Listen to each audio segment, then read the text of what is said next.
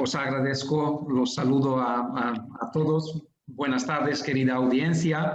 Los saludo a todos ustedes con mucha alegría en este día festivo particular.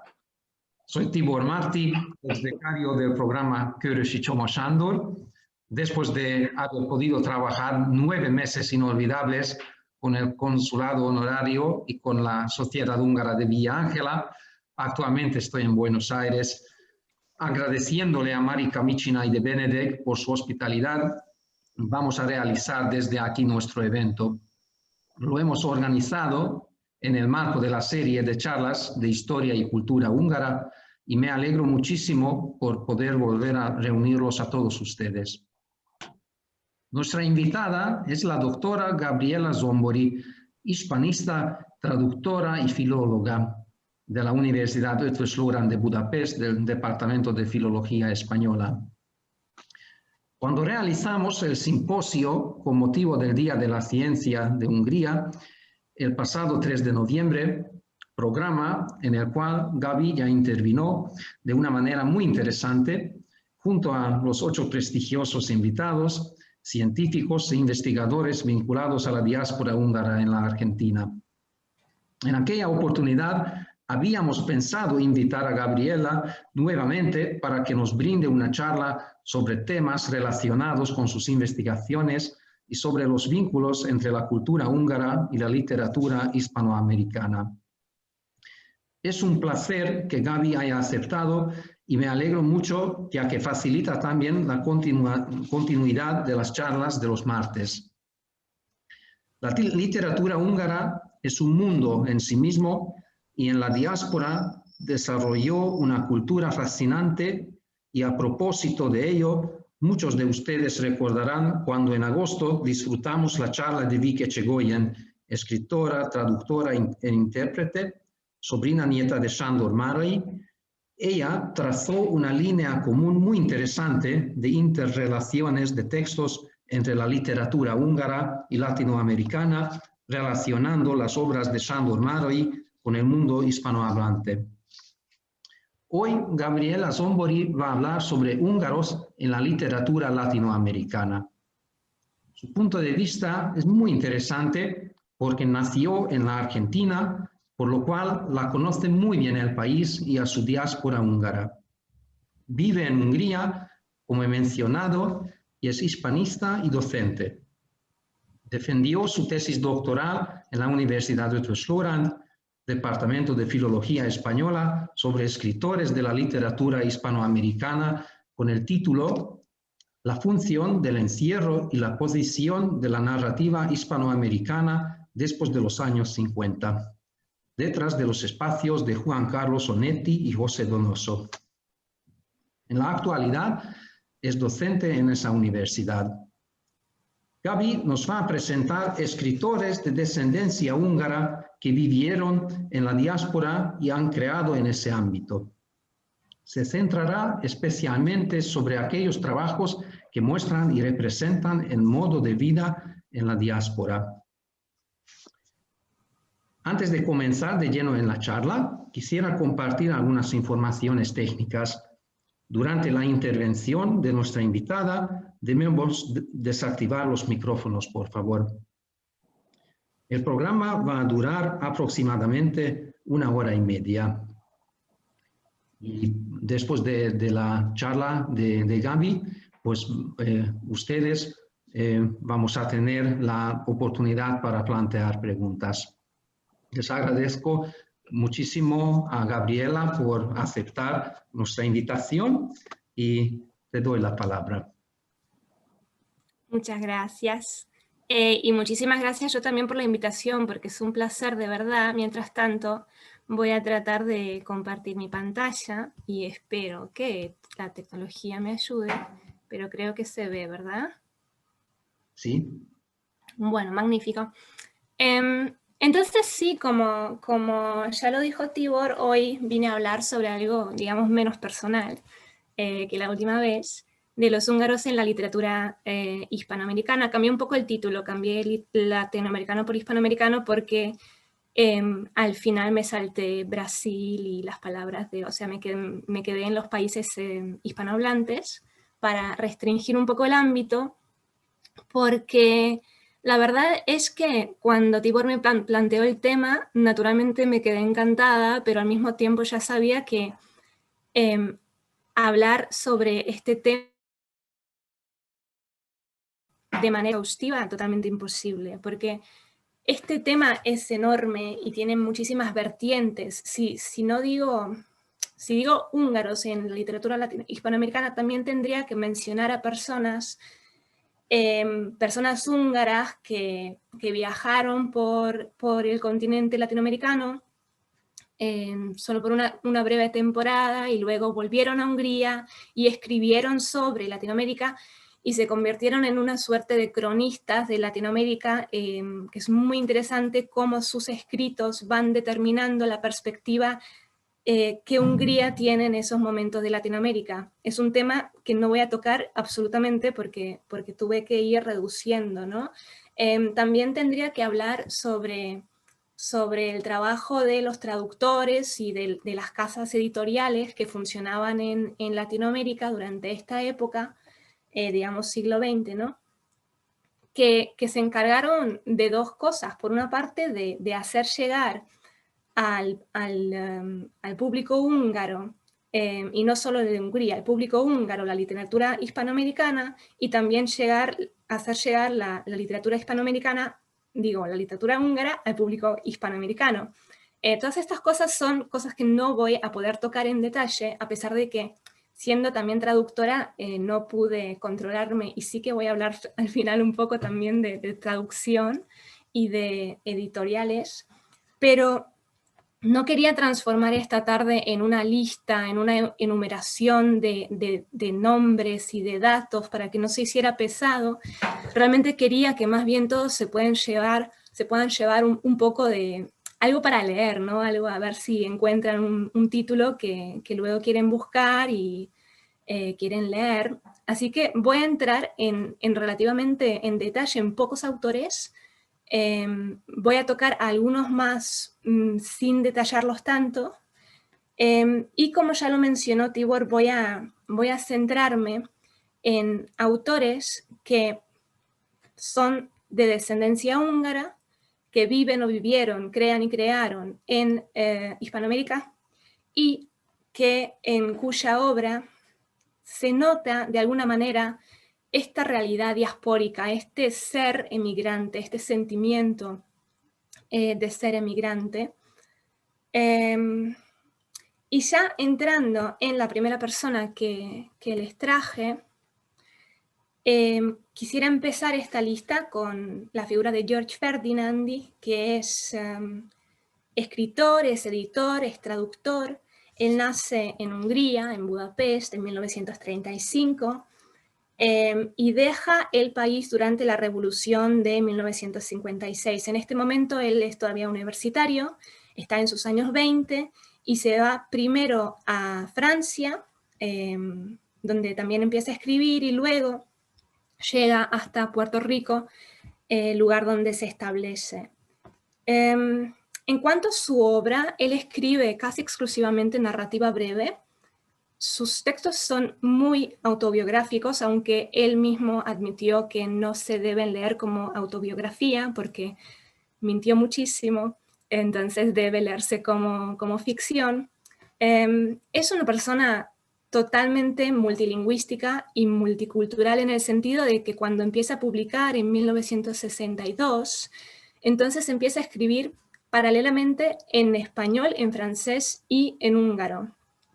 En este momento, en los años 60, cuando empieza a publicar en Hungría, no se le conoce absolutamente. Esporádicamente sí que tuvo alguna que otro relato publicado, pero no se nota su importancia.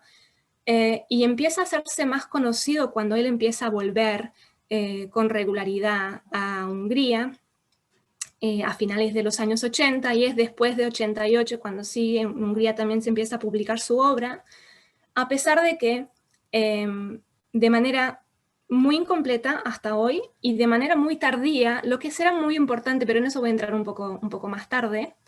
Él escribe muchísimo sobre la dificultad de las fronteras entre las lenguas.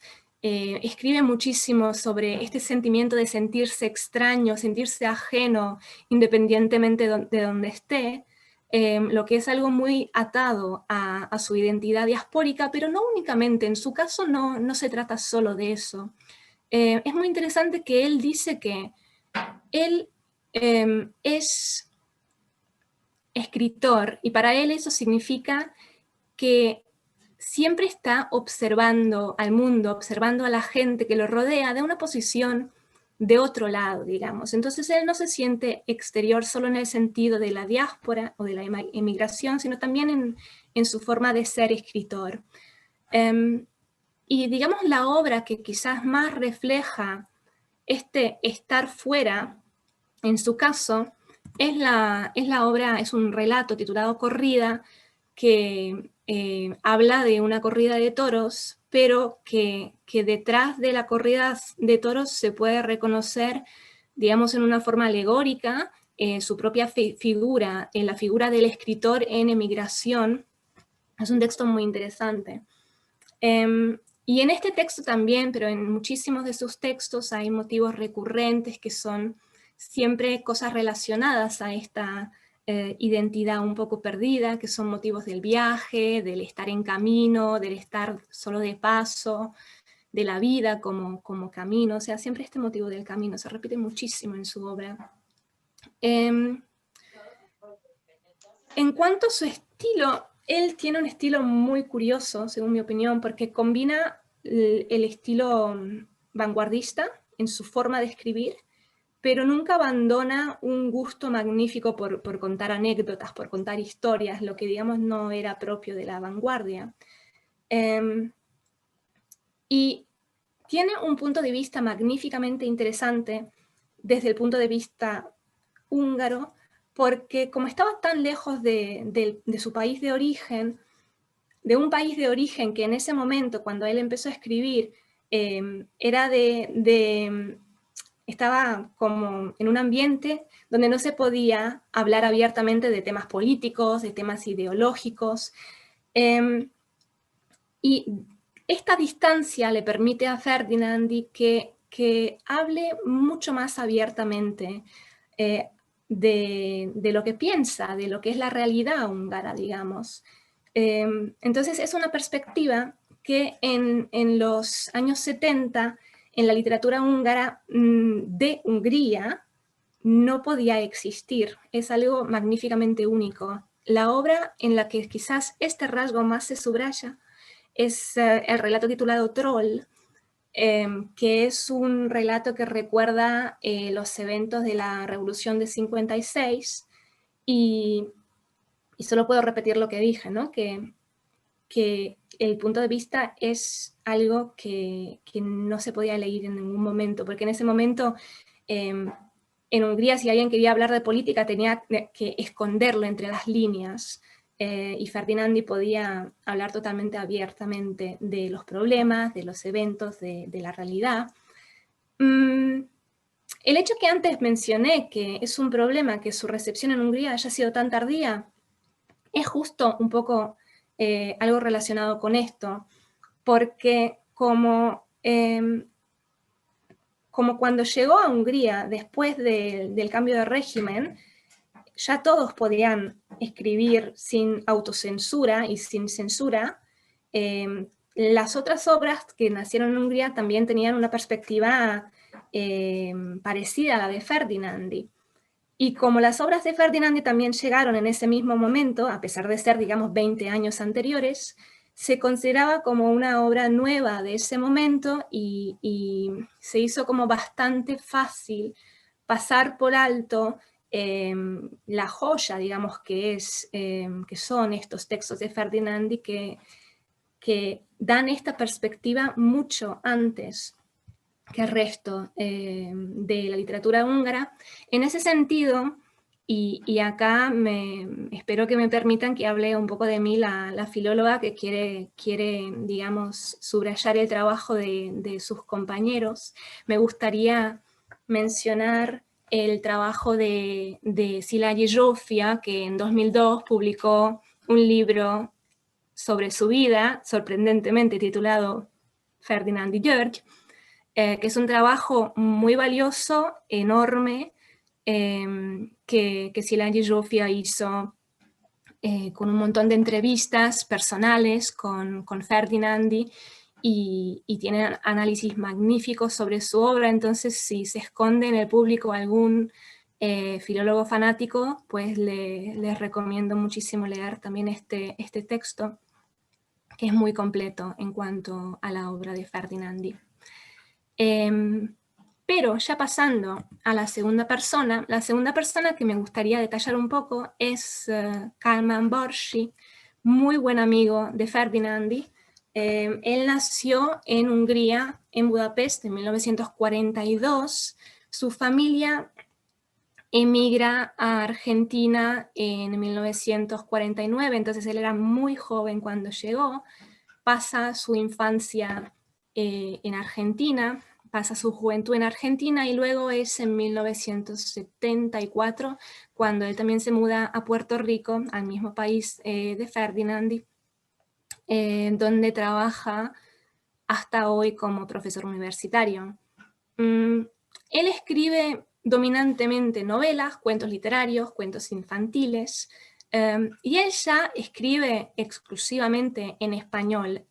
Dice que, a pesar de que en casa siempre hablaban húngaro, y habla húngaro, pero no en un nivel en el que se sienta cómodo como para escribir literatura. En el mundo hispano tiene bastante renombre. De hecho, en 1982 le otorgaron el premio Casa de las Américas, un premio magnífico por su obra del maravilloso nacimiento de la isla Boriquem, que es una colección de cuentos para niños. Es traducido a muchísimos idiomas, pero sorprendentemente hasta hoy apenas se conoce en Hungría.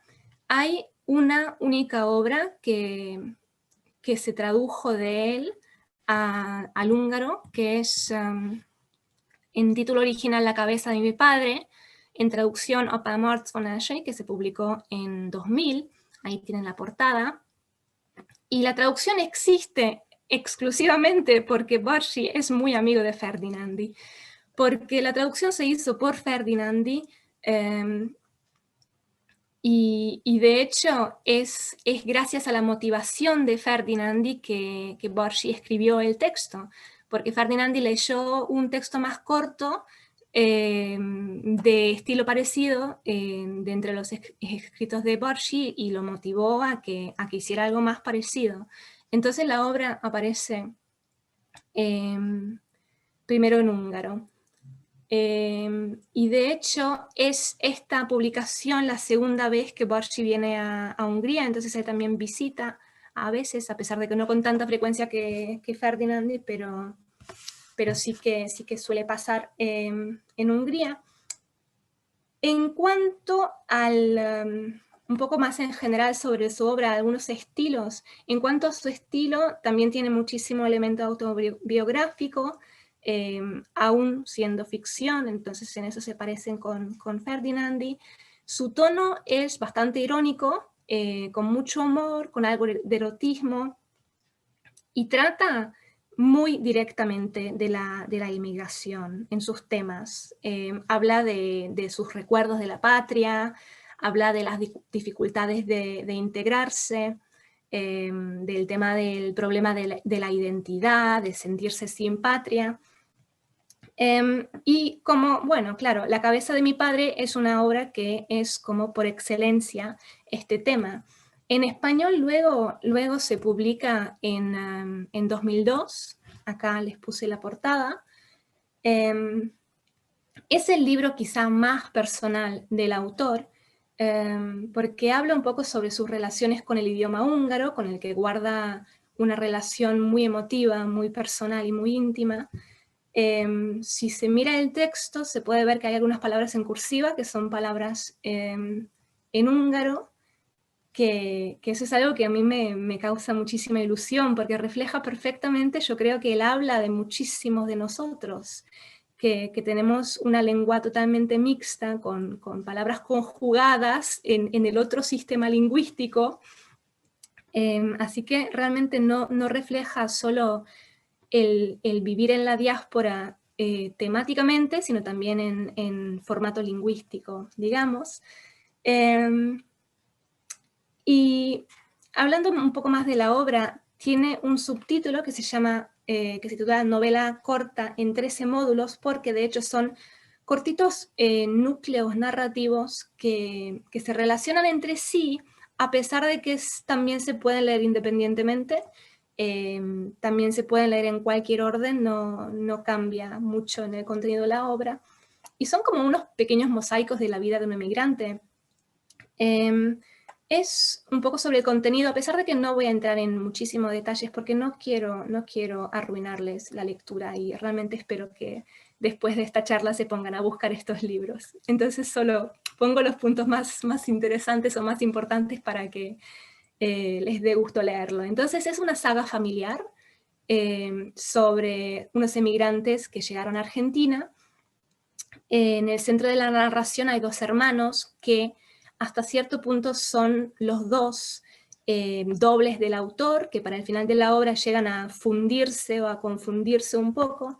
Y estos dos hermanos representan dos posibles actitudes frente al vivir en la inmigración. El más joven quiere saber quién es, quiere conocer sus raíces, y el mayor se adapta muy rápidamente en cualquier lugar y no le importa mucho su pasado.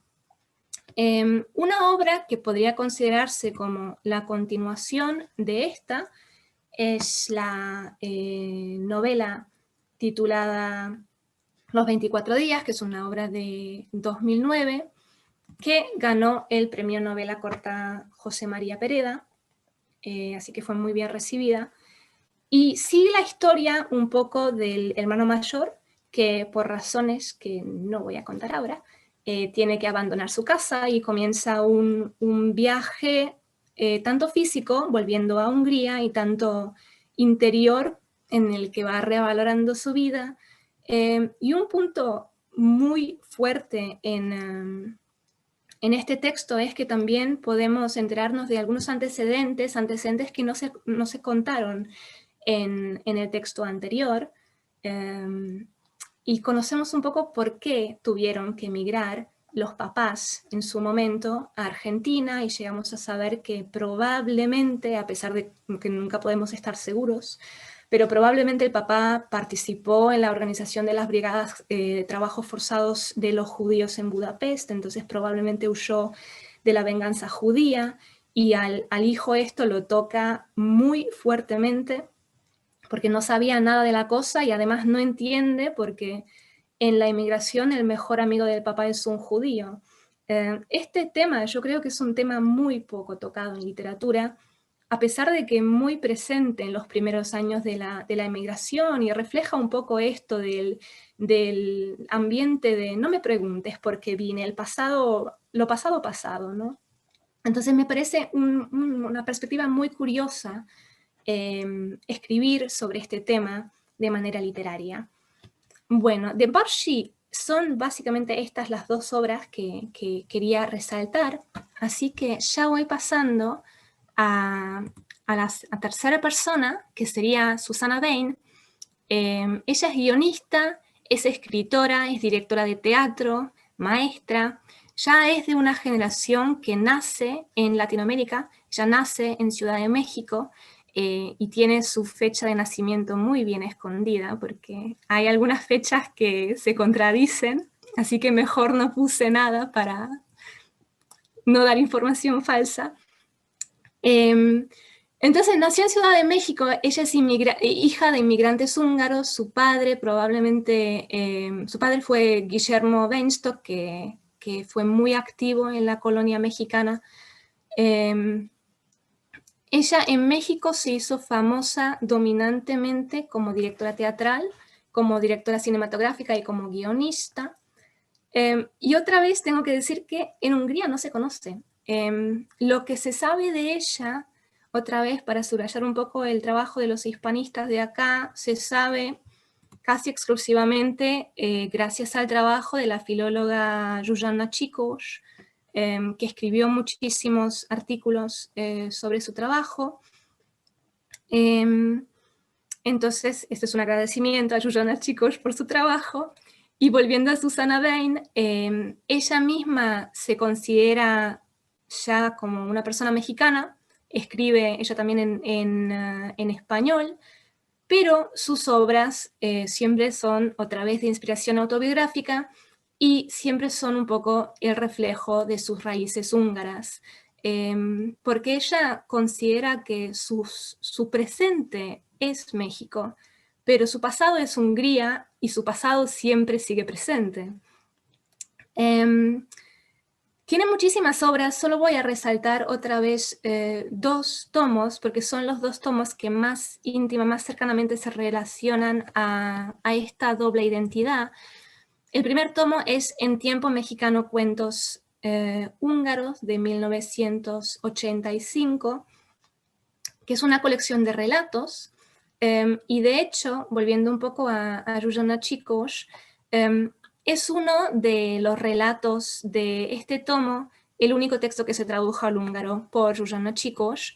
Es muy curioso que también el título y la traducción del título refleja un poco algo lingüístico, porque se nota, el primero que pongo es el título que se le dio en húngaro, que es una traducción de 2009, y el segundo es el título original. Se nota claramente del título original que, digamos, está en húngaro o quiere estar en húngaro, pero como está escrito con algunos errores de ortografía, ya refleja que Susanna Wein no domina la lengua, a pesar de que domina, digamos, el sentimiento, domina el alma.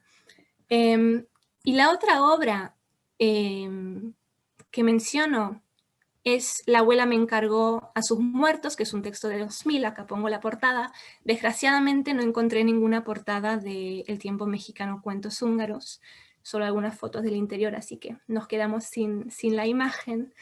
Este segundo texto, en la novela, recibió el premio Juan Rulfo, que se otorga anualmente a algún novelista de primer tomo, entonces esta es la primera novela de Susanna Wein, y los 2 textos tocan otra vez temas de la búsqueda de la identidad, pero también dan como un reflejo, una muestra de lo que era la historia de la migración de México durante el siglo XX. Su estilo es está muy ligado al estilo de la nueva narrativa o la nueva novela mexicana. Entonces se puede encontrar paralelismos con Juan Rulfo, ¿no? De Pedro Páramo, con unas estructuras temporales bastante complicadas, con varios narradores no totalmente fiables y con un límite bastante imperceptible entre lo real y lo sobrenatural. Detallando un poco a los 2, En tiempo mexicano, cuentos húngaros, es una colección de 7 relatos, de los que 3 son de tema húngaro. El primero es el que ya puse antes, Drago Rusa, y luego todavía los otros 2 son Una historia de amor y El día que renuncié a mi nacionalidad húngara. Y sus temas principales son otra vez diferentes actitudes frente a los conflictos interiores ligados a la identidad diaspórica. Tenemos una perspectiva de uno de los personajes que quiere mantener la identidad y la ciudadanía húngara a toda costa. Luego tenemos otra perspectiva que es conseguir la ciudadanía mexicana e integrarse a la sociedad mexicana a toda costa. Y luego también aparece una perspectiva ya de un descendiente de creo que la 3ª generación, que rechaza absolutamente sus raíces húngaros y no quiere saber nada de las tradiciones que su familia sigue manteniendo, porque él ya quiere ser parte de la sociedad mexicana. A la vez, la abuela me encargó a sus muertos, es la historia de varias generaciones, varias familias húngaras que llegaron a México en 1927 Y ahí también tenemos personajes con actitudes muy diferentes. Tenemos a la abuela, que nunca deja de querer volver a Hungría y siempre está soñando sobre sus recuerdos. Luego tenemos a un abuelo que se integra completamente y no tiene ningún deseo de volver. Y luego tenemos la perspectiva del nieto, que es un hijo ya de un matrimonio húngaro-mexicano. Entonces tampoco habla húngaro. Sin embargo, a pesar de que él está, digamos, más lejos genéticamente de Hungría, sí que decide volver en los años 70 a Hungría buscando sus raíces. Otra vez solo motivando a leer La abuela me encargó a sus muertos, es un texto que se puede encontrar en Google Books casi completo. Así que es muy fácil empezar a leerlo. Y me parecen muy curiosos estos textos porque muestran diferentes actitudes de las que casi seguro que encontremos la nuestra, y a pesar de que el resto no sea algo con el que nos identificamos perfectamente, pero seguramente los comprendemos o conocemos a alguien que tenga esa actitud, podemos sentirlas cercanas, podemos sentirlas un poco nuestras, ¿no? Entonces yo creo que es un mundo muy, muy curioso y muy personal el que nos presenta Susanna Wein. Esta doble identidad, otra vez, como en los textos de Borges, se nota en el lenguaje, porque también tenemos muchísimas palabras en húngaro. Está lo típico, ¿no? Los nombres, los apodos, y también tiene ciertas palabras, o sea, el anyu, apu, pusta, paprika, y honestamente mi favorito es gombaleves, que pone gombaleves en húngaro, y es muy, muy amable, o sea, sopa de hongos en húngaro. Y yo creo que leer estos textos es inevitablemente algo muy mágico, algo maravilloso. Pero ya pasando al próximo autor, quiero hablarles un poco más de Zsigmond Remenyi, que dentro de esta lista es una figura un poco diferente. A pesar de que, digamos, cronológicamente, si sigo la lista cronológicamente, tendría que haberlo puesto al principio, porque él es de la primera oleada que llega a Latinoamérica. Lo he dejado un poco más tarde, para un poco más tarde, porque no es una figura que se podría llamar un emigrante propiamente dicho. Él nace en 1900 en Dortmund, que es Hungría, muere en 1962 en Budapest, entonces en este sentido no se le nota mucho esta historia de la migración. Es un escritor vanguardista que, sin embargo, entre 1921 y 26 pasa una temporada ni muy corta ni muy larga en América Latina, dominantemente en Buenos Aires y en Valparaíso, pero también pasa por Paraguay, por Bolivia, por Perú, y se integra muy íntimamente, muy activamente en el grupo vanguardista, en el trabajo del grupo vanguardista de Valparaíso. Él llega a Buenos Aires primero, digamos, motivado por activistas húngaros, sobre todo por la revista vanguardista de Lajos Kossuth, que es uno de los mayores representantes de la vanguardia húngara, y va en busca, digamos, de la gran vida. Y después de llegar a Buenos Aires y Valparaíso, encuentra la madurez en su obra, encuentra su vocación de escritor, encuentra sus temas recurrentes, y también encuentra su propio discurso, en el sentido de que su prosa escrita en Hungría es una prosa bastante tradicional, y es en Latinoamérica donde su obra se hace muy innovadora. Entonces estas obras son obras con ambiente de ensoñación, son bastante caóticas, aparentemente desorganizadas, pero siempre con un orden interior muy, muy calculado por parte de Remenyi. Y él se mete muy activamente en la vida literaria de su momento, hasta el punto de que cambia de idioma llega a conocerse como Segismundo Remenyick en Valparaíso, empieza a escribir y a publicar en español, que es un español con varios errores, porque naturalmente en tanto tiempo no pudo perfeccionar su castellano, pero sí que es sorprendentemente bueno, pensando en que tuvo que aprenderlo de forma natural en la calle. Y lo aún más sorprendente de su figura es que llegó a ser una figura indispensable en la historia de la vanguardia de Latinoamérica.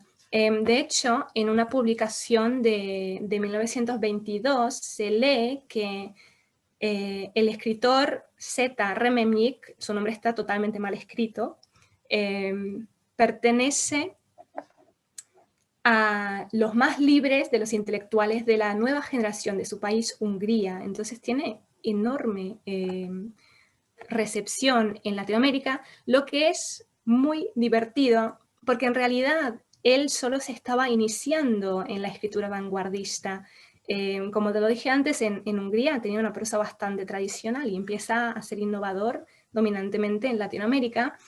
Pero de alguna manera en Chile lo ven como fuente de inspiración del extranjero y tratan su obra casi como modelo, lo que es aún más sorprendente que esto ocurra en Chile, ¿no? Donde tenemos a un Vicente Huidobro, máximo representante de la vanguardia del país.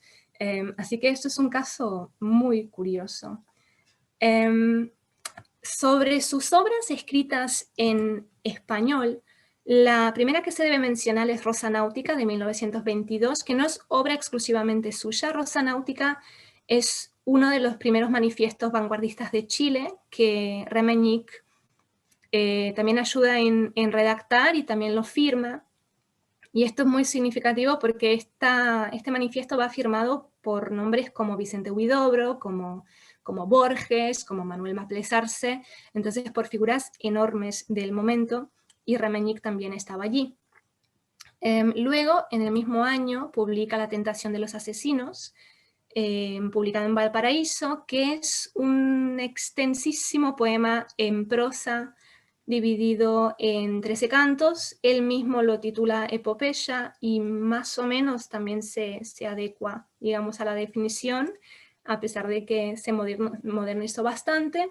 Y luego publica una obra, Las tres tragedias del lamparero alucinado, un año más tarde, ya publicada en Lima, que incluye por una parte la epopeya anterior y dos nuevas, que son La angustia y Los muertos de la mañana. Y en estos tres textos, esta figura del lamparero alucinado en el título es la figura, digamos, que sería el doble o el yo poético de Remenyick. La última obra que él escribe en castellano se titula... perdón, me olvidé de que puse acá una portada de Las tres tragedias, pero sí, que también refleja en la portada que es, digamos, una portada muy, muy moderna, muy vanguardista, ¿no? Entonces, de hecho, la última obra que escribe en castellano son Los juicios del dios Agrella, escrito en 1929, lo que es muy curioso porque esta es una fecha cuando él ya estaba de vuelta en Hungría. Entonces él sigue escribiendo en castellano después de haber vuelto a Hungría. Es un texto que no solo mantiene la lengua española, sino también el estilo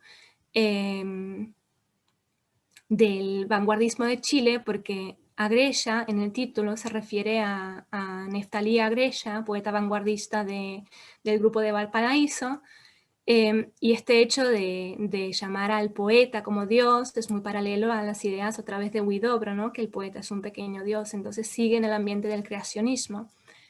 El texto, repito, fue escrito en 1929, no se publicó.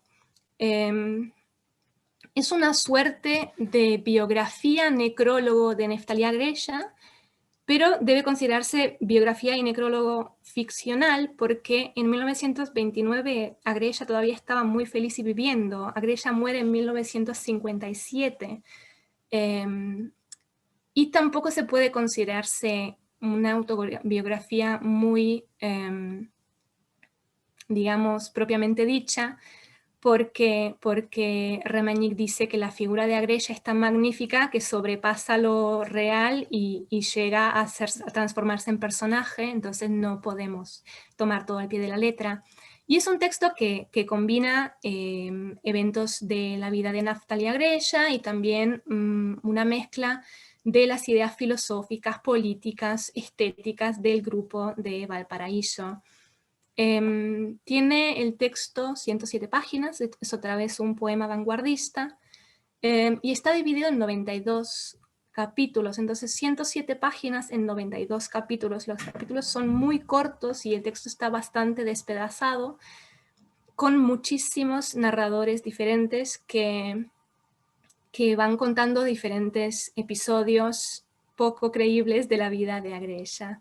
En 1938 se publica una versión abreviada en húngaro que se tradujo por el mismo Remenyic, pero hay que esperar para muy después de su muerte para que la obra se publique en forma completa.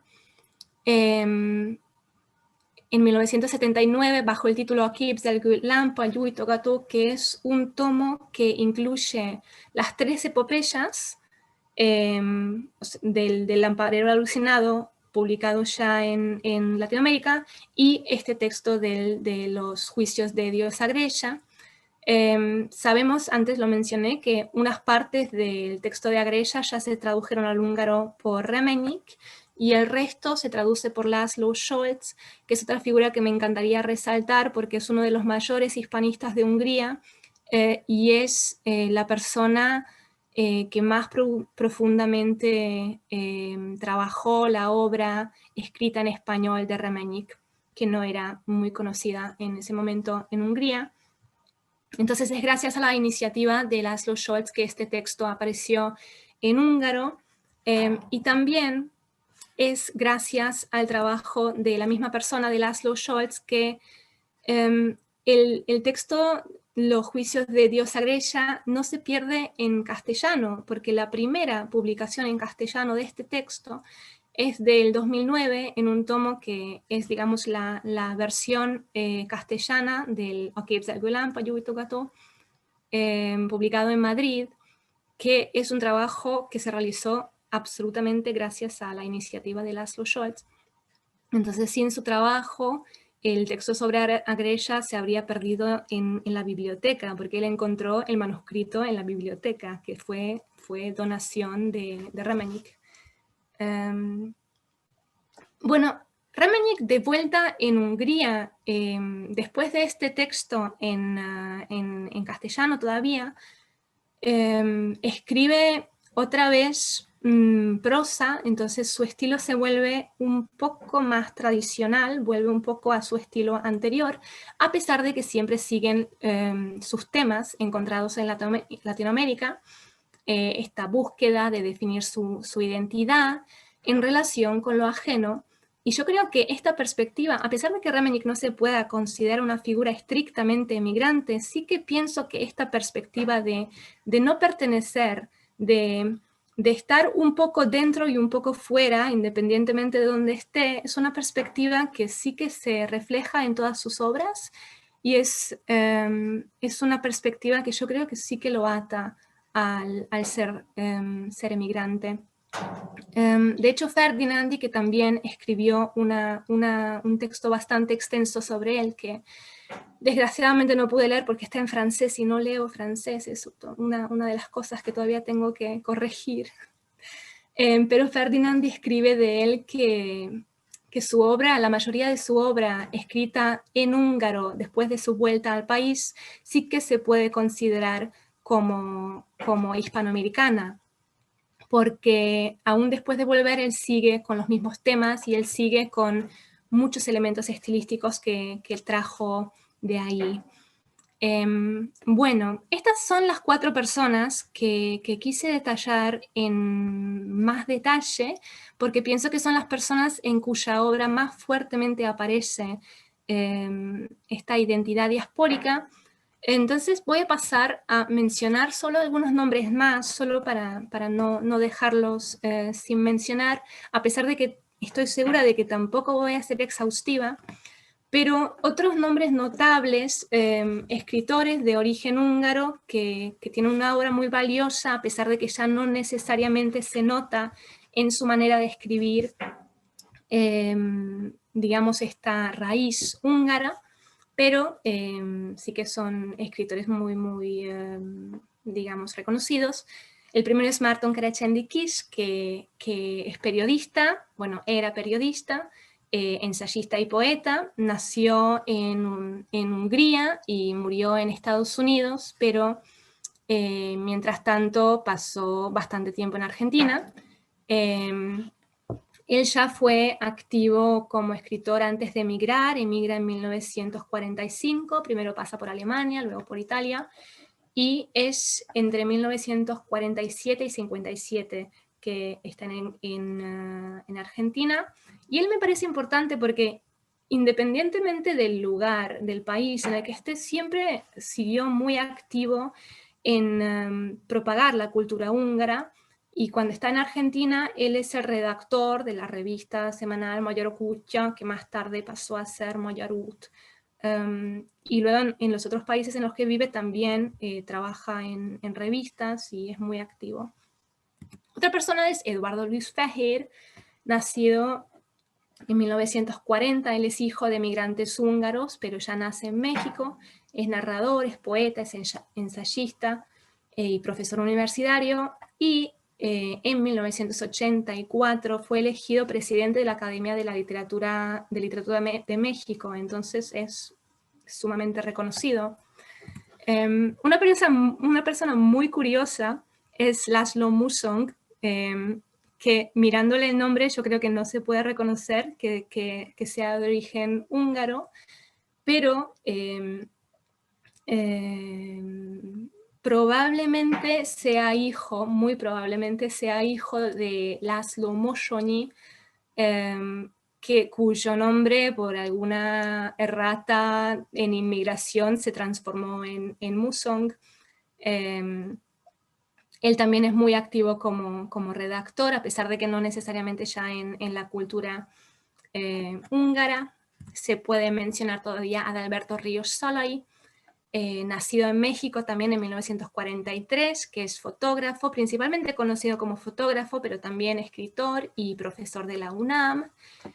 Y finalmente quizás a György Olah, que nace en la actual Eslovaquia, en los Cárpatos, y emigra a Buenos Aires en 48, para irse a vivir a Córdoba desde los años 60, donde vive hasta su muerte en 1981.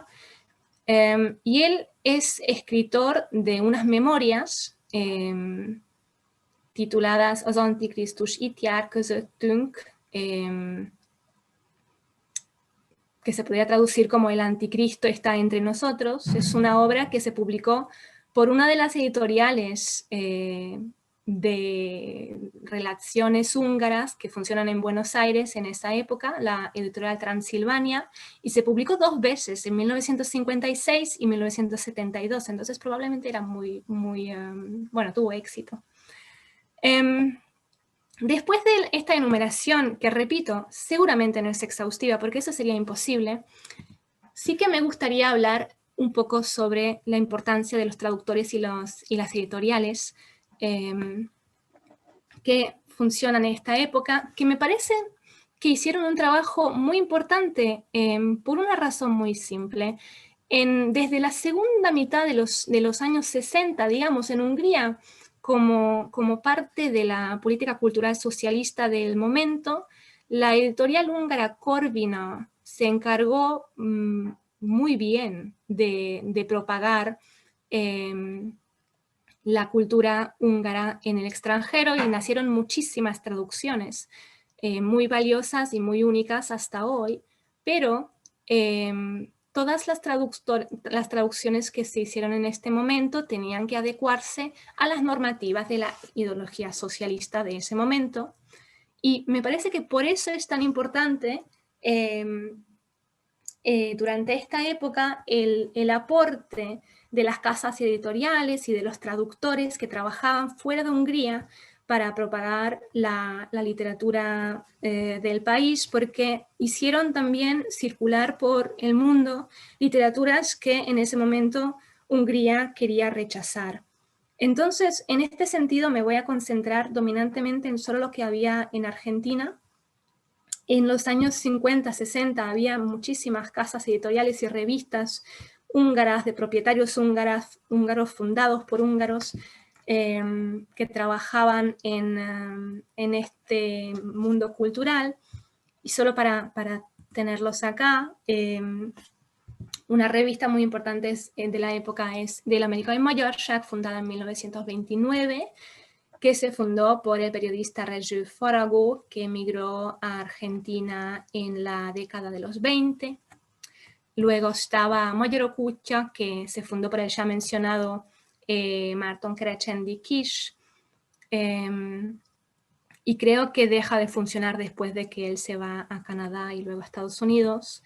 Y en cuanto a las editoriales, la mayor fue la editorial Kárpát, que se fundó en Buenos Aires por iniciativa de Franz Luthor y bajo la dirección de Zoltán Kotai, que son ambos figuras de la Iglesia Católica, y la editorial, a pesar de que también hay datos bastante confusos y contradictorios sobre esto, pero aproximadamente funciona entre 1950 y 71.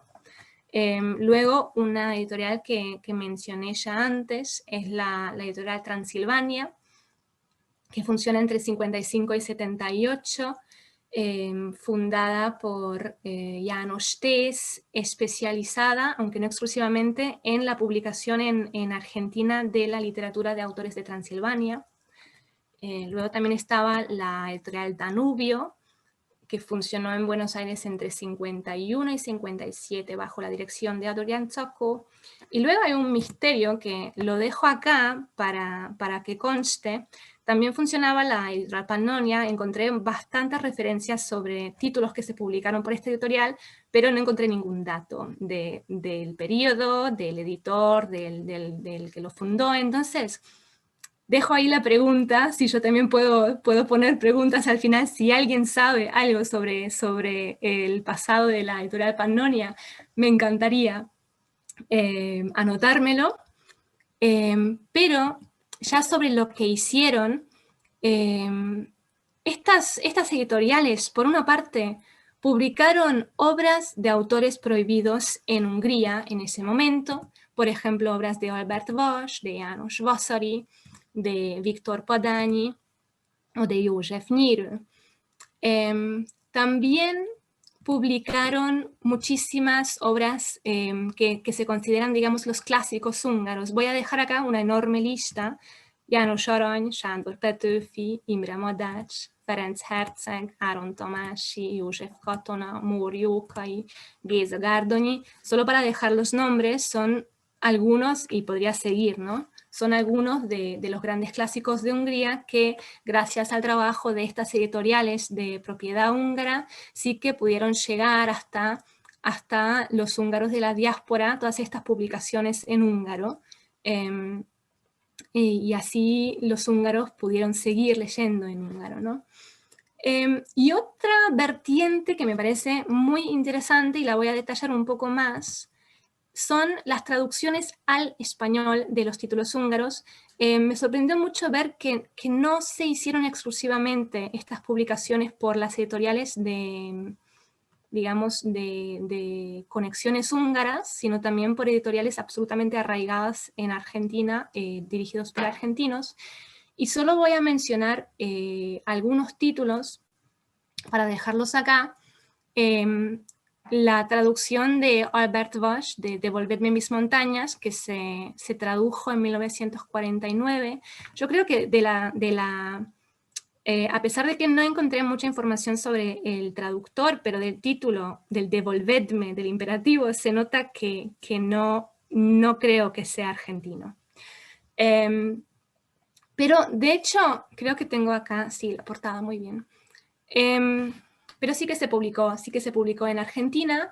Y me parece esto muy curioso porque la obra original, titulada Agyatokisa hegyeimet, es un texto... Uy, puse una rata, perdón. No, la traducción es de 1953, perdón. Y el original es de 1949, entonces es bastante rápido el momento que llega a Argentina. Y me parece muy curioso porque este texto en ese momento no pudo aparecer en Hungría. De hecho, la primera publicación en húngaro se publicó en Alemania y es solo después del cambio de régimen, o sea, después de 1989 que este texto llega a Hungría.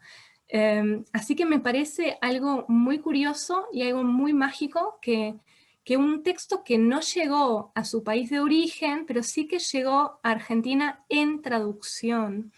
Entonces, para dejarlo ahí, a pesar de que honestamente no sé mucho de él, pero el traductor es Ladislao Latinovic, y luego la ilustración sí, que es de un húngaro emigrado a Argentina. Su nombre original es Szabó László. Él era arquitecto, pero después de llegar a Argentina se hizo pintor y cambió de nombre y ahora, bueno, se hizo famoso o conocido como pintor, como Ladislao Szabó de Dobor. Otra obra que sí que se tradujo es la de Corinthi Frigyes, Viaje en torno a mi cráneo, publicada en castellano en 1954, en húngaro. El texto se llama Utazások Koponyám körül, es de 1937. Y es una historia muy curiosa porque digamos, son reflexiones sobre el escritor tenía cáncer de cerebro y son reflexiones sobre su enfermedad. Esta, la que se publica en Argentina, no es la primera publicación. El texto se traduce en 1939, se publica en España y el traductor es Ferenc Oliver Brachfeld, que también es una persona de origen húngaro, pero él se va a vivir a Cataluña en emigración, a pesar de que es una persona que viaja muchísimo a Latinoamérica, pasa temporada en Venezuela, en Bogotá, en Quito, etc. Y la publicación que se hizo en Argentina es la misma traducción, la misma versión de Brachfeld. Luego también se hizo una traducción de poemas escogidos de Attila József, que se publicó en 1963. Aquí también hay un poco de confusión sobre la traducción, porque la traducción es de Hugo Acevedo, del poeta argentino Hugo Acevedo, y se indica que es la versión de Hugo Acevedo, pero la traducción se hizo a partir directamente del húngaro. Eso puede significar dos cosas: que Hugo Acevedo hablara perfectamente húngaro o que se trate de una traducción de 4 manos, ¿no? Que es lo más probable. Que alguien que hablaba húngaro le tradujo el contenido del texto y luego él, viendo el contenido y viendo la forma, creó sus poemas, que es una forma que se utilizaba mucho para traducir poemas. Y todavía tenemos una obra que me gustaría mencionar de las traducidas, que es una obra de Franz Molnar, Los chicos de la calle Paul, publicada en Argentina en 1944. El original es Apalutza y Fiuk, de bastante más temprano, es un texto de 1907. Y esto es una traducción que se hizo a partir de la versión alemana, por Mika Echevere. Pero una curiosidad que sí que tiene conexión húngara, que otra vez las ilustraciones se hicieron por Tibor Gergely, de origen húngaro. Ya para terminar, como no puedo no hablar de traductores, acá también puse los nombres, pero hay 2 traductores que me gustaría resaltar un poco más, porque ellos son personas que trabajaron muchísimo en que la cultura húngara llegue a Latinoamérica, no solo en lengua húngara, sino en castellano. La primera persona es Pablo László, que vive en México. Él nació en Temesvar en 1904, de la actual Rumanía, y trabajó muchísimo en publicación de antologías. Él publicó, por ejemplo, un folleto que se titulaba Poesías Odiandra, Miguel Babič, Enrique Heine, en 1938, de los que los dos primeros son húngaros. Así que los textos son traducción suya. Entonces él se encarga de la publicación de las antologías y también de las traducciones, y después de esto también hace muchísimas antologías de poesía, con poemas de diferentes autores, diferentes poetas, pero en casi todos de ellos incluyó algo de Andreotti, porque decía que es uno de sus poetas favoritos, entonces quería hacer esta labor de propagar su arte, que además es preciosa la obra de Odiandra. Y luego quiero mencionar de nuevo, porque ya lo mencioné la última vez que estaba, el nombre de Adam Kovačić, que es un traductor ya nacido en Chile en 1953. Él es de ascendencia húngara y se crió totalmente bilingüe. Ahora ya no vive en Chile, en 1980 se fue a vivir a Barcelona, y ahí es donde sigue activo y publica dominantemente sus traducciones ahí. Ganó muchísimos premios de traducción literaria. Es un traductor muy reconocido y me parece muy, muy especial que tenga ascendencia húngara y esté relacionado a la diáspora. Y él es el que hizo una traducción ya directamente a partir del español de la obra antes mencionada de Paruța y Fiu, que en su traducción se titula Los muchachos de la calle Pal y se publicó en 2010. Pero también es traductor de Imre Kertész, que es premio Nobel, de László Krasznahorkai, de Adam Bodor, y honestamente podría seguir la lista porque es enorme.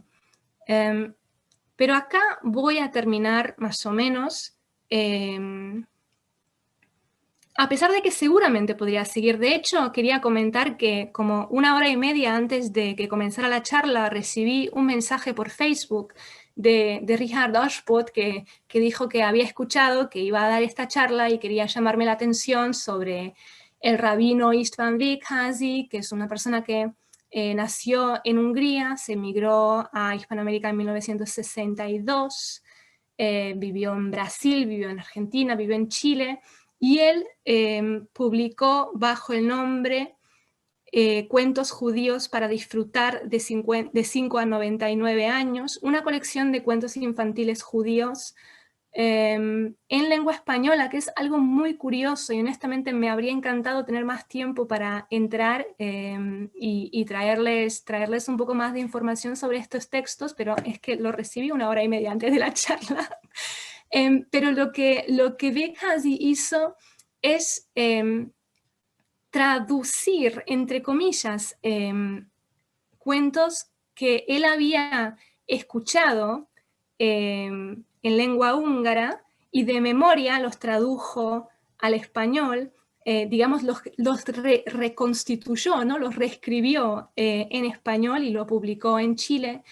Y este tomo después, que si me acuerdo bien de lo que me contó Richard Dashwood, después de su muerte se publicó en traducción húngara. Entonces es muy interesante que haya una tradición oral húngara que de memoria se traduce al español y luego a partir del español se retraduce al húngaro. Me parece una cosa curiosísima, y seguramente hay muchas cosas más, pero habría sido imposible hablar de todo.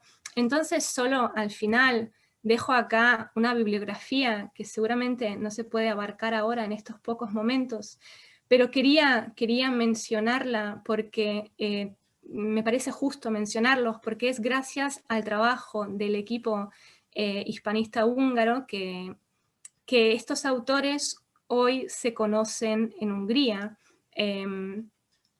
digamos, todas estas personas húngaras, de origen húngaro, tan valiosas,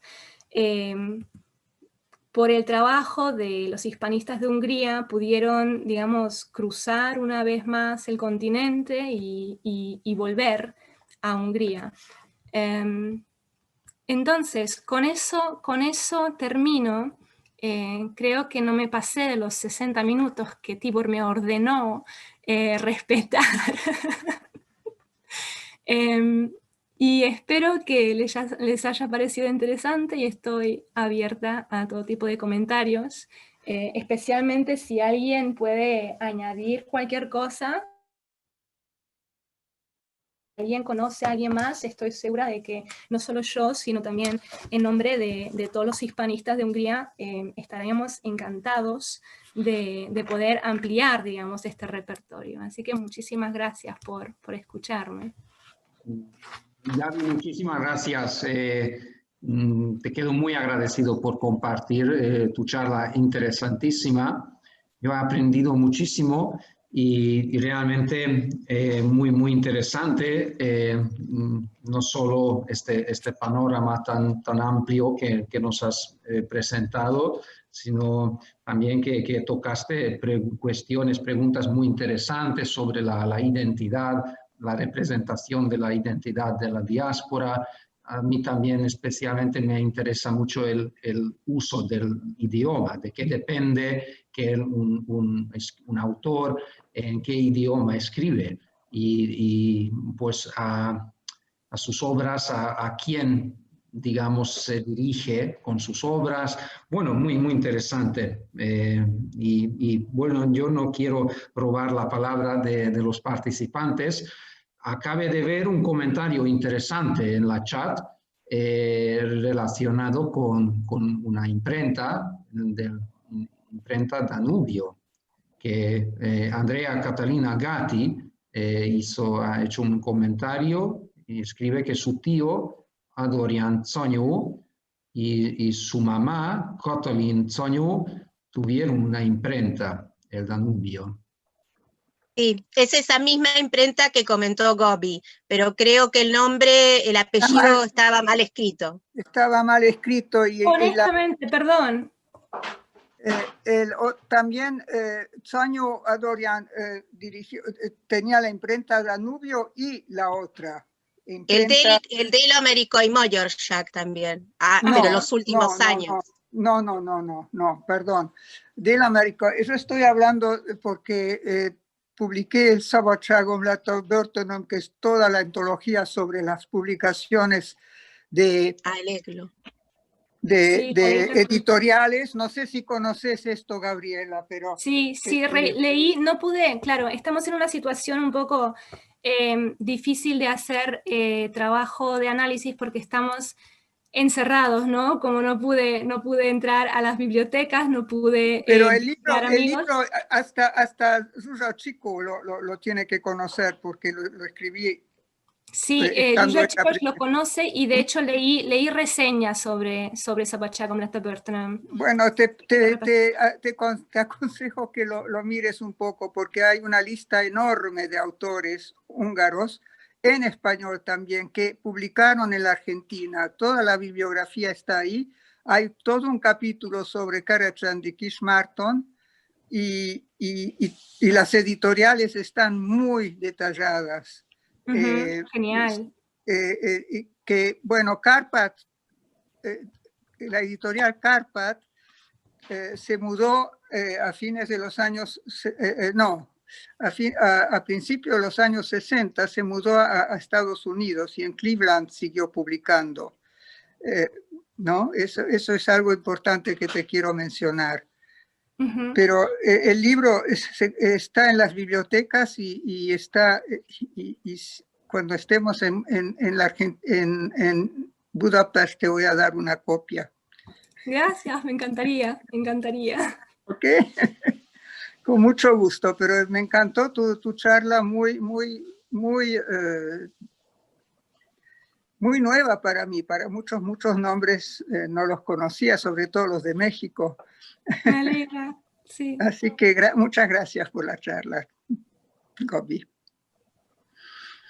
Gabi, te quiero comentar que el hijo de László Musong vive ahí en Budapest. Se llama Aures Musong. Te voy a pasar después el dato de su correo y todo para que te comuniques con él. Que él vive, Dale. regresó, mejor dicho, él es mexicano, pero sigue los pasos del padre. Volvió a Hungría, cosa que el padre no hizo. Ya. Gracias, genial. Y Luis Eduardo Fajer sigue, sigue activo, tiene un programa de radio y bueno, también si quieres te puedo pasar el dato de él, ¿no? Me alegro mucho que Margit esté aquí con nosotros, porque ya nos que también Gabi nos ha mencionado que tuvo un papel muy relevante en la publicación. Era director de una editorial en Buenos Aires, ¿verdad? Absolutamente. Y fue la editorial más larga, que más tiempo duró en la Argentina, sí. Absolutamente, sí. Y fue crítico también para la vida de la comunidad húngara, porque le dio mucho a la comunidad. Sí. Además de eso, también se ocupó de exportar los libros, o sea, exportó a Estados Unidos, a los húngaros de Estados Unidos, a Australia, Europa, o sea... Bueno, todas las editoriales lo hicieron, sí, pero... Sí, la época en que no se conocían esos libros en Hungría, estaban indexados, él los envió, es más, en la embajada húngara de Buenos Aires lo llamaron para decirle que por qué está publicando libros indexados, cuando él le dijo que él vive en libertad en Argentina, no depende del gobierno húngaro, ¿no? Bueno, sí, eso, sí, porque el gobierno húngaro quedó un poco frustrado por estas publicaciones, porque se referían a los derechos de autor. Obviamente que en la inmigración esos no se pidieron, se empezó a publicar y claro, estaban furiosos con nuestras editoriales en Buenos Aires. Sí, es famoso el hecho que los estaban siguiendo, pero muy de cerca, sí. Así que lean todo eso.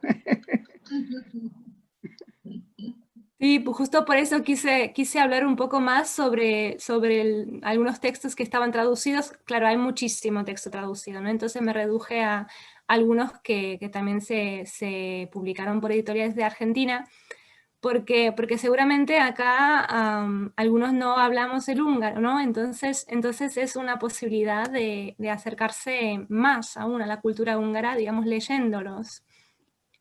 Así que espero que se motiven, digamos. Está muy lindo, muy bien. Son muy interesantes sus comentarios. Bueno, me interesaría saber que los autores que crearon en la diáspora, en sus obras, cuando representaron la diáspora en sus obras, pues querían, pues ¿a quién escribían sus obras? ¿A la diáspora o al público mucho más amplio? Al que los lea, al que los leyera. No sé, yo creo que, claro, no puedo hablar en el nombre de todos los autores y tampoco soy escritora, pero yo creo que los artistas, y no solo escritores, pero en gran parte escriben para sí mismos, ¿no? Luego, si tienen la suerte de tener lectores, están súper felices porque una obra crece con sus lectores, pero si una obra, y esta es solo una opinión personalísima, si una obra se escribe para el público, entonces no va a llegar a ser verdadera. Muchas veces pasa que cuando autores magníficos reciben contratos que les obligan a publicar 3 libros al año, la calidad de sus libros empieza a bajar porque escriben como una máquina. Entonces, a mí me parece que para personas que vivieron el hecho de tener que cambiar un continente o ya nacieron ahí, pero tuvieron una identidad doble, lo que ellos escriben son sus preocupaciones personales, y escribir es una forma de comprenderse, de superarlo, de ampliarlo, o quizás para tratar de encontrar comunidad con otras personas que puedan entrar en su mundo interior. Entonces no creo que necesariamente sea para alguien. Bueno, depende, porque hay autores con mensajes directamente. Por ejemplo, Hola George, seguramente era un mensaje político ahí. O sea que hay escritores con mensajes. Hay que diferenciar a los que son novelistas o los que, o los que escriben ensayos, ¿no? Ensayistas. Obvio, bueno, pero Hola George, ¿no? Era dominantemente periodista, entonces yo creo que aun cuando él trabaja como escritor se nota esa actitud de periodista. Es cierto, sí. Bueno, tengo una pregunta, Gaby. Fui ahora a mi biblioteca a buscar algo que me interesó muchísimo, porque es un libro de Miguel Ferdinandi, Historia de Hungría. Sí, pero Historia de Hungría de Miguel Ferdinandi, que es profesor en Puerto Rico. Así que habrá sido pariente.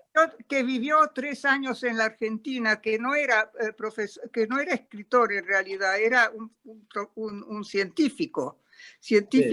Y además escribió historiador.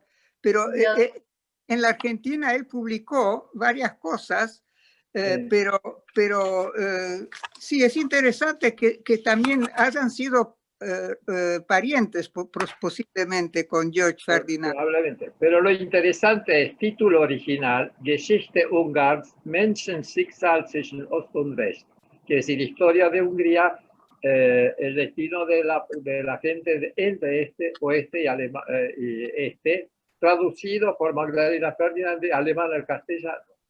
Y sin embargo, no sé si lo escribió en húngaro, pero él dice que era profesor. Pero en castellano él escribió en castellano el paisaje mítico, escribió sobre el temporal en la historia occidental, o sea que escribió varias cosas en castellano directamente. A ver si lo ven. Acá está el título, pero al revés. Mejor. Al revés, sí. Sí. No, bueno, acá aparece al revés, pero se puede ver Historia de Miguel de Ferdinandi. Sí, muchas gracias, Miklos. Historia de Hungría es clarísimo, porque yo pensé que es el mismo que habló Gaby, pero después me di cuenta que no. Y no. Debe ser pariente, como dice Judith. Muy probablemente. Sobre todo que también se fue a Puerto Rico. Claro. Y George Ferdinandi creo que también empezó en la Argentina. No se fue directamente a Puerto Rico. Eso era imposible en esa época.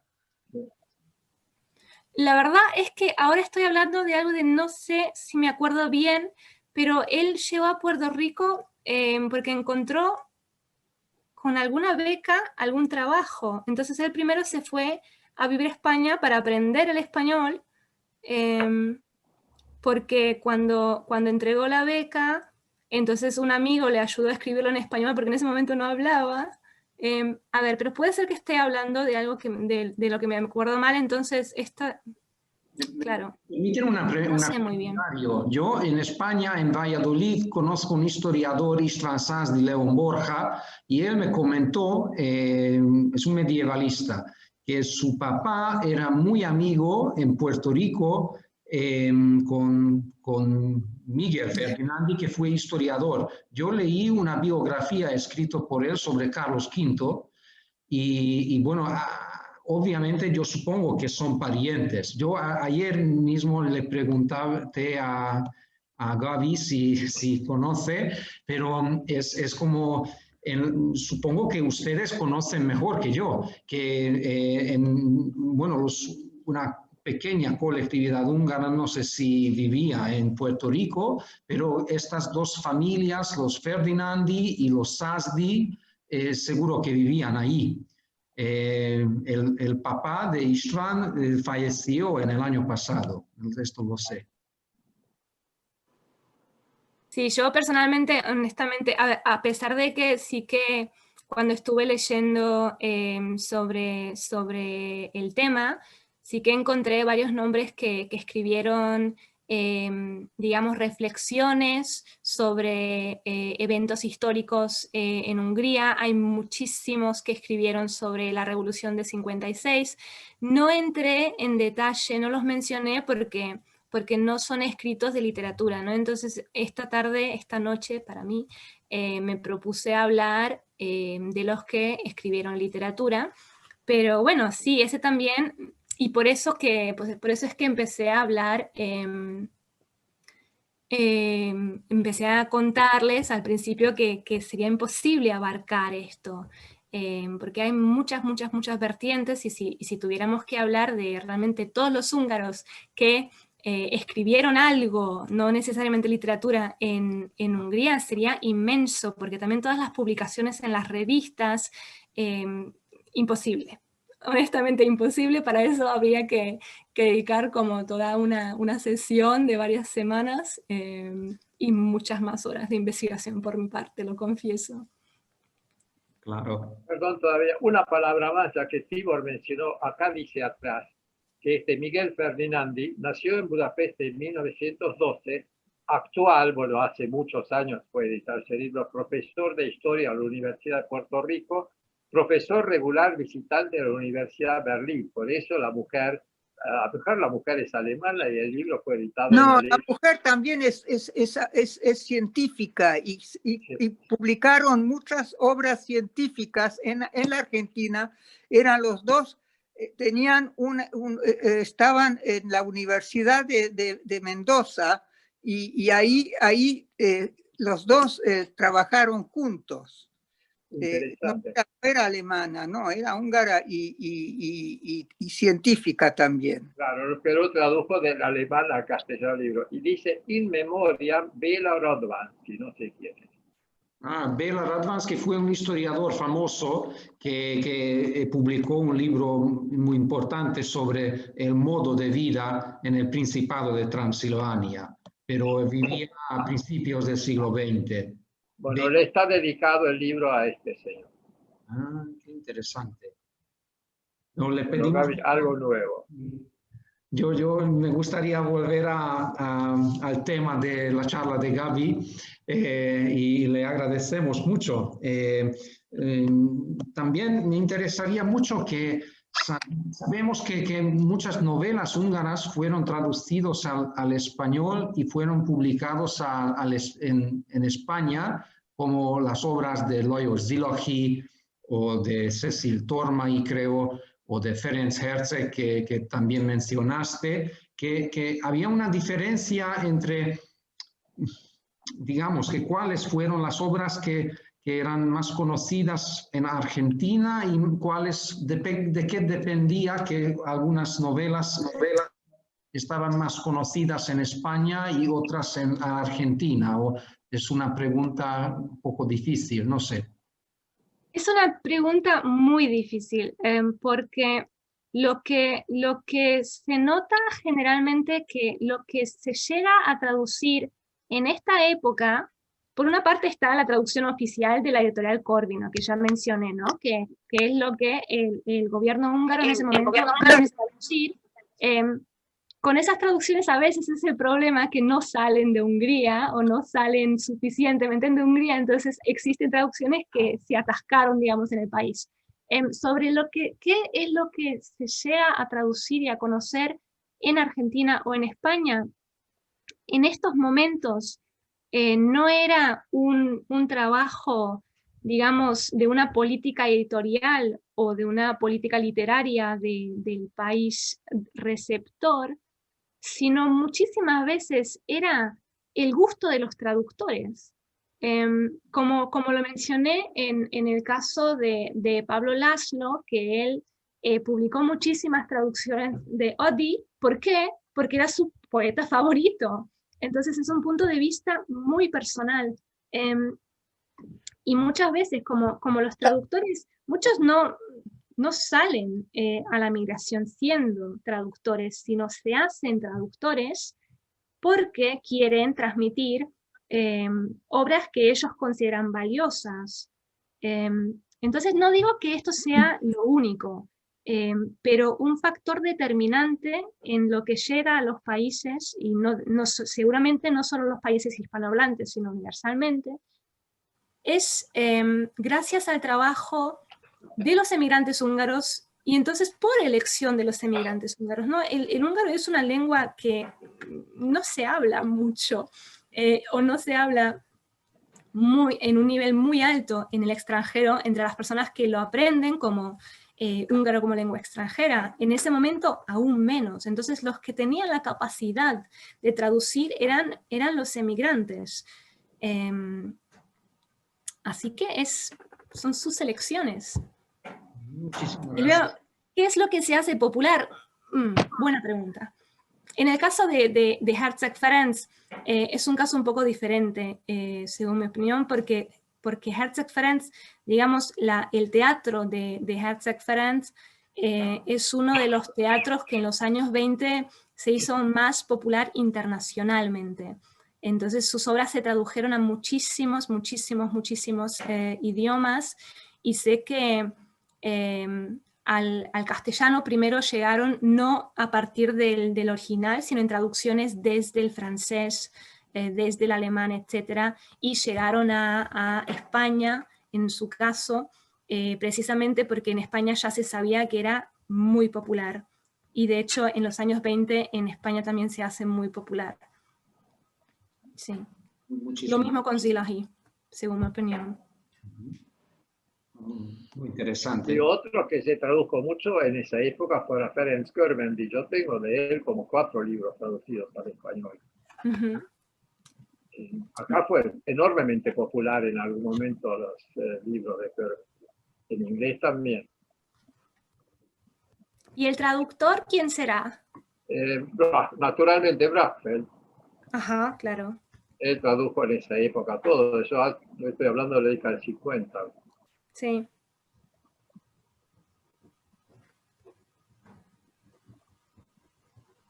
Son muy interesantes los comentarios en la chat también. Muchos participantes, yo supongo que todos de los participantes te felicitan, Gaby. Y bueno, hay personas que escriben de los lugares, de Beatriz y Andy, de Córdoba. Es mi tía. Sí, sí. Y bueno, a Silvia Leidemann también escribe que no hace tantos años atrás, Erzsébet Mokos, que no sé si está en el Zoom, tradujo el castellano, algunos cuentos al castellano. No sé. Igen, Tibor. Sí, hola Sí. Silvia. Acá estoy, sí, yo voy a hablar. Mokos Erzsébet, sé muy bien que ha traducido, le pidió una editorial, que no me acuerdo el nombre, que ella traduzca varios cuentos infantiles al castellano. Y yo sé que ella lo hizo y no me acuerdo. Pena que no está en este Zoom. Lo doy como dato porque, bueno, es un dato más, nada más. Perdón que quise dar este dato, nada más. Pero era genial. Muchas gracias. importante porque fueron muchos cuentos.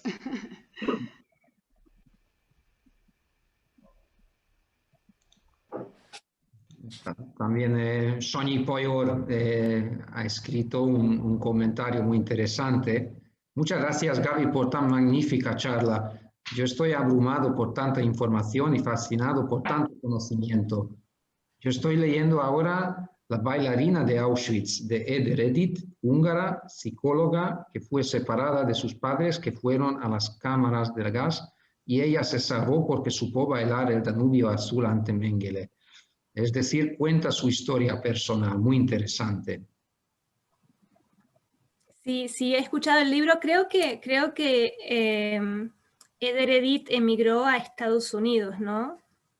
No estoy segura, pero por ahí. Sí, así lo dice en el libro. Y también escribe una dedicatoria a Desmond Tutu en el libro mismo, que habla muy bien de la autora y lo menciona como uno de los libros interesantes para leerlos. Qué bien.